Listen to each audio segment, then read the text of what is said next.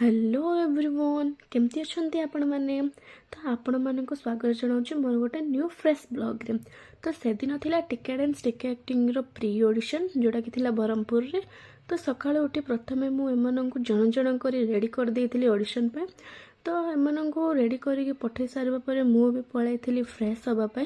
Fresh हे सारला परे मु जाइथिली गोटे पीसी को घर को जार कि किसी ड्रेस चॉइस करबा पई भवानी घर ड्रेस देखिए एबे मु जाउची भवानी घर डेरांगर ड्रेस देखियो जाउची एबे मु।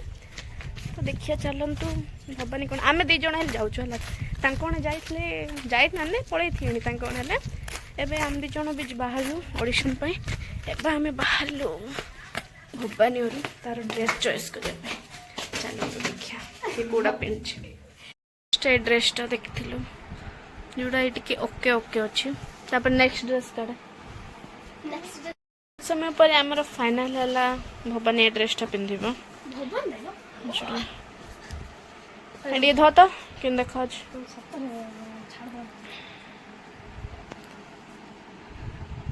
ये ड्रेस टा पिंधिब तापर बहुत किसी ड्रेस देखि सारा पर आपको ये ड्रेस ही पसंद आसला तो यहाँ ही से वेयर कर देथिला। तापर मु भवानी दी जन जन मिसी रेडी हो जाइथिलु ऑडिशन जावाई। तो ये आम अपेक्षा थिलु भगवान अजा आसबे जी कि आमको नहीं कि ऑडिशन रे ड्रॉप करेंगे।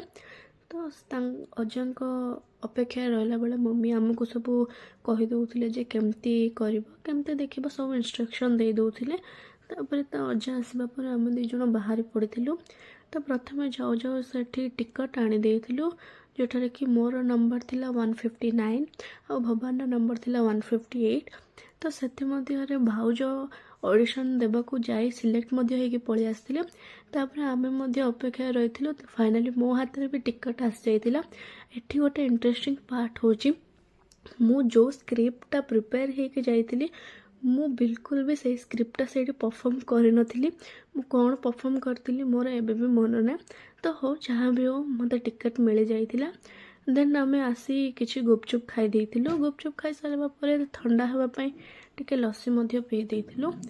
तो सेठी गोटे नुआ शॉपिंग मॉल रो ओपनिंग चलतिला जोटी कि अनुभव महांती आसीथिले। तो तांको सह देखा कर सारा पर आम घर को पळि आसथिलु। घर को पळि आसी मुठी भात खाई देइथिली।